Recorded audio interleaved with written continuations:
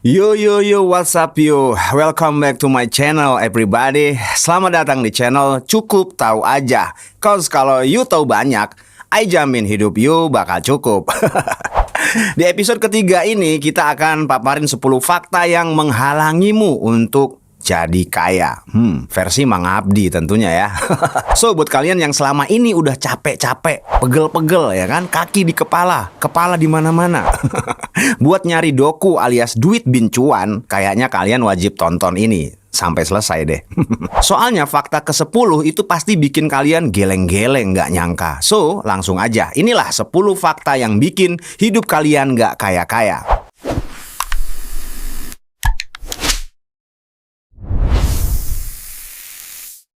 Yang pertama, males. Lah, kok emang ada yang salah dengan males? Males itu kan passion gue dong. Ngapain capek-capek? Ngapain kudu effort? Zaman udah maju, ngapain sih rajin-rajin? Nah, terjawab kan? Kenapa sampai detik ini hidup lo masih gitu-gitu aja? Faktanya, rasa malas itu akibat dari kebiasaan menunda-nunda. Kekayaan tak akan pernah datang kepada orang yang suka menunda-nunda alias malas. Sama halnya kebiasaan malas, kekayaan pun akan malas untuk datang kepada orang yang nggak effort. So, kalau pengen kaya, lawan malasmu right now. Yang kedua itu boros.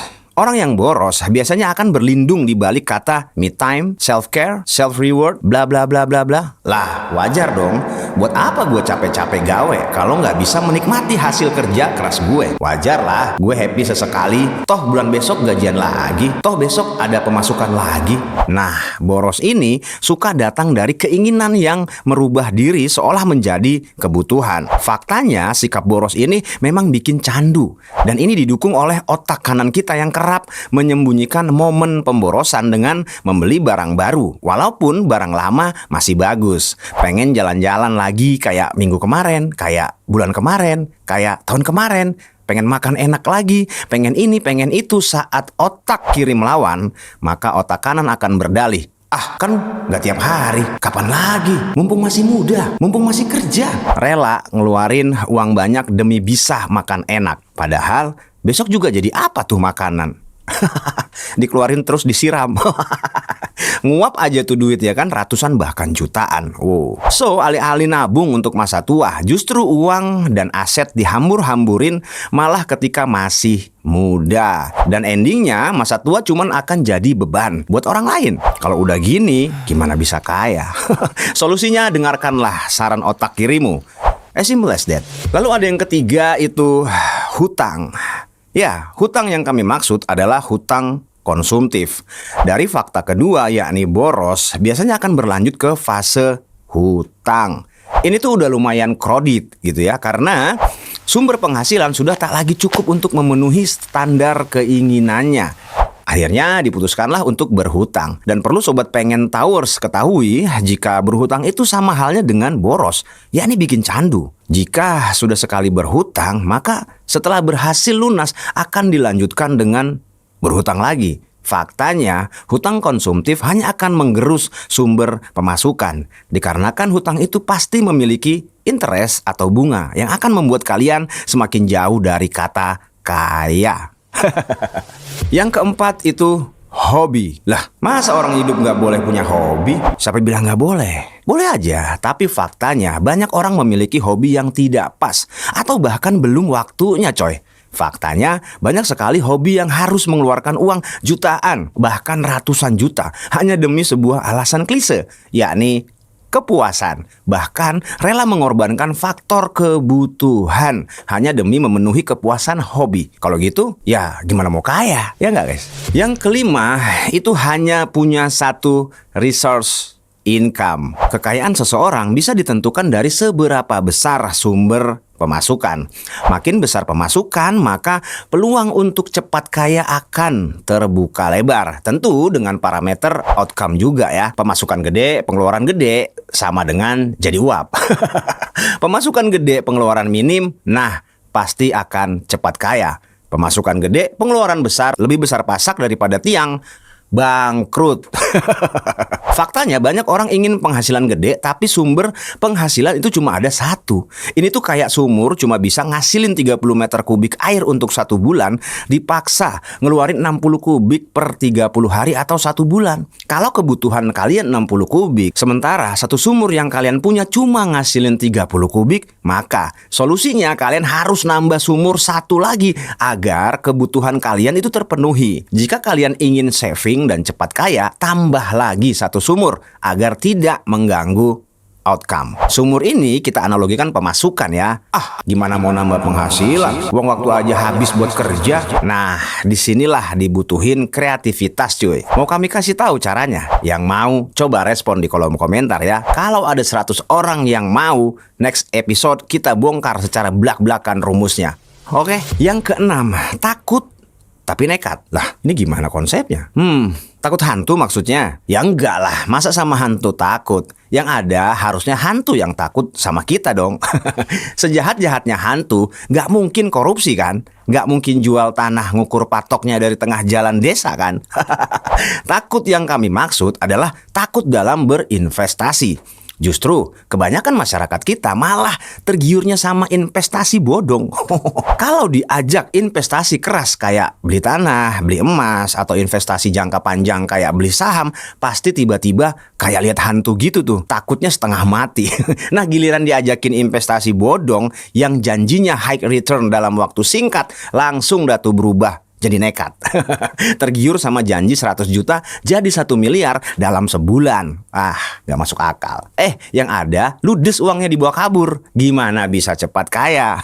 Faktanya rasa takut yang tidak tepat justru akan menghambat seseorang untuk bisa kaya guys. Mulailah berani berinvestasi. Tapi penting untuk diingat, lakukan investasi hanya jika sudah belajar secara detail bidang yang akan diinvestasikan kepada ahlinya ya. Ketujuh itu abai terhadap peluang. Buat kalian yang masih percaya jika peluang itu ditunggu, bukan dikejar, skip aja video ini. Buat kalian yang masih percaya jika peluang itu adalah gift, bukan kita sendiri yang ciptakan, skip juga video ini. Ketahuilah, jika peluang itu sesungguhnya hasil treatment kita sendiri. Biasanya muncul dari berbagai eksperimen, trial and error, bahkan dari ketidaksengajaan. Wah, pasti selama ini banyak yang salah duga nih ya. Mana nih peluang? Ditunggu-tunggu kok nggak nongol-nongol. Giliran nongol, disamber orang lain. Faktanya, peluang itu ternyata kita sendiri yang buat coy. Hal ini terkonfirmasi dari kata peluang itu sendiri, yang disingkat dari kalimat pembuat laju uang, lalu disingkat menjadi peluang. Nah, baru tahu kan? So, gimana mau dapat uang kalau nggak berbuat apa-apa? Ciptakan peluangmu sendiri sesuai skill dan kecakapan yang kamu miliki. Skill itu adalah berlatih, kecakapan itu dengan mendalami. Banyakin eksperimen dan uji coba dari basic skill yang kalian punya. Gunakan kedua tools ini untuk membuat peluang baru yang pasti bakal ngasih kalian benefit lebih, terutama dari sisi ekonomi.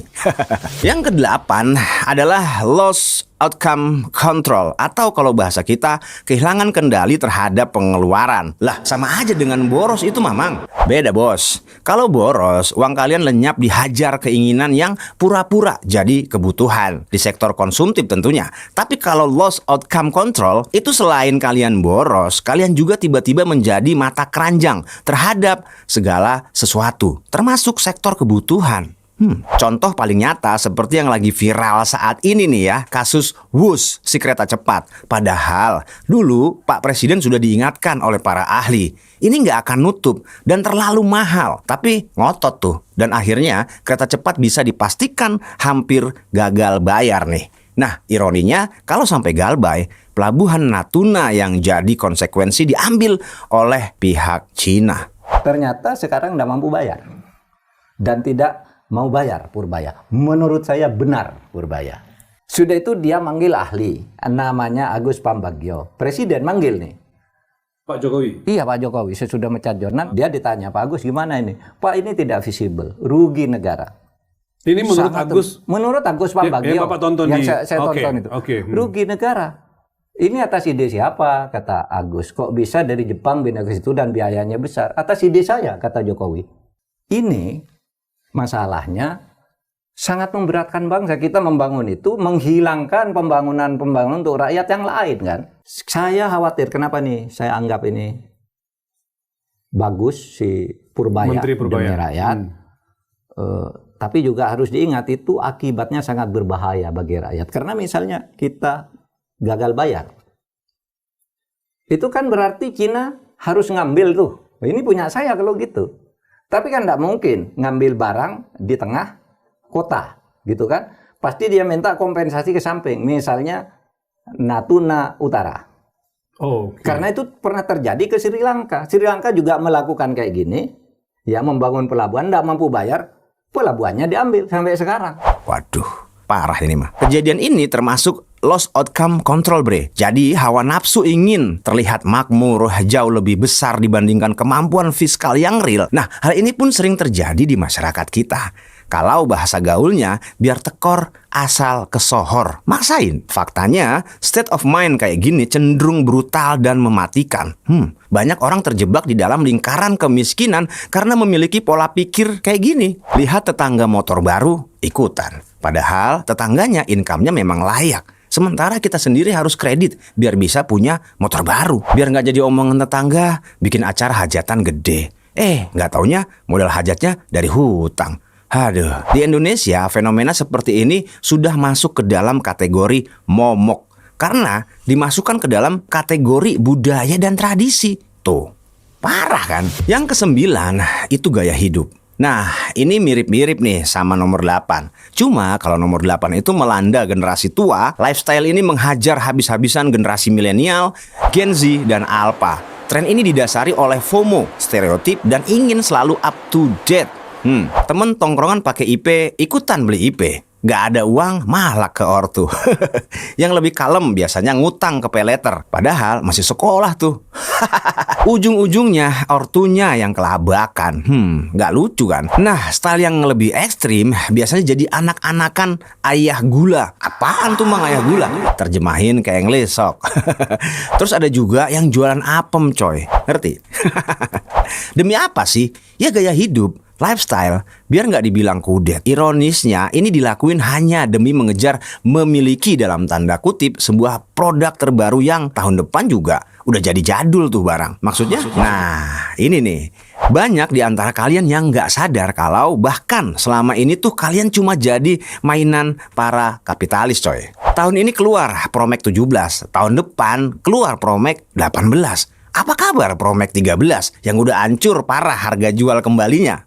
Padahal dulu pas beli sampai jual-jual sesuatu yang nggak mestinya dijual tuh. Teknik ini disebut future shadow, menjual produk bayang-bayang di bawah bendera teknologi. Dan juga softly erasing, di mana produk yang kalian beli dengan harga mehong itu suatu saat akan dihapus dengan tidak lagi mengeluarkan update operating sistemnya. Tidak hanya IP dan produk sejenis, hal ini berlaku juga di industri otomotif coy. Tahun ini keluar seri A, tahun depan udah keluar seri A++.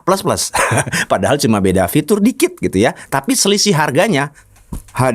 Faktanya gaya hidup ini merupakan ladang cuan bagi para pebisnis kapitalis yang sangat ingin menguasai uang kalian dengan produk mereka yang sebenarnya B aja. Tapi karena iklan, karena tagline, karena virus dan tongkrongan, so waspada ya sama hal begini. Lagian ngapain juga sih harus ngeluarin duit banyak-banyak untuk dapat pengakuan?